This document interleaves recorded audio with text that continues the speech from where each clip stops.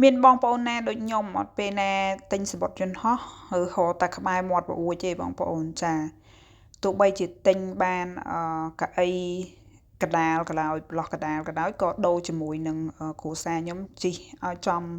ប្រួយដែរចង់មើលទេសភាពពីលើអាកាសទៅតើយ៉ាងម៉េចចឹងណាបងប្អូនហើយឆ្លៀតឱកាសហ្នឹងក៏ខ្ញុំធ្វើវីដេអូផងដែរអញ្ចឹងណា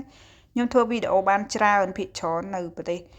អូស្ត្រាលីទៅអង់គ្លេសនៅអាមេរិកអីចឹងណាបងប្អូនខ្ញុំចូលចិត្តធ្វើពីលើចឹងព្រោះឲ្យមើលទៅស្អាតជាពិសេសមុនចុះហើយនឹងពេលឡើងចឹងណា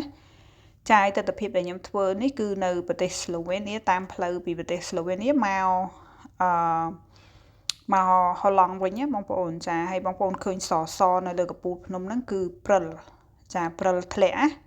ថ្ងៃដែលខ្ញុំមកហ្នឹងគឺធ្លាក់ព្រិលច្រើនដែរតំបន់ភ្នំគឺធ្លាក់ច្រើនបង្គួរចាមានឃើញនៅតាមផ្លូវអីគេមានយកអត្រាយកមកជោគអីចឹងណាចាហើយខ្ញុំមានវីដេអូច្រើនទៀតដែលនិយាយអំពីប្រទេសស្លូវេនៀហ្នឹងហើយនឹងអ៊ីតាលីហើយនឹងប្រទេសក្រូអាតបងប្អូនចាប៉ុន្តែខ្ញុំធ្វើមុននេះគឺវីដេអូ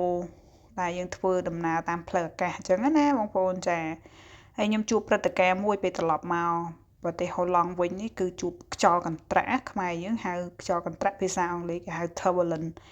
ចាហើយពេលដែលមានខ្យល់ជួបខ្យល់កន្ត្រាក់ហ្នឹងដោយសារវាមានចិត្តព្យុះពេលយើងចុះហ្នឹងគឺមានខ្យល់ខ្លាំងណាស់គួច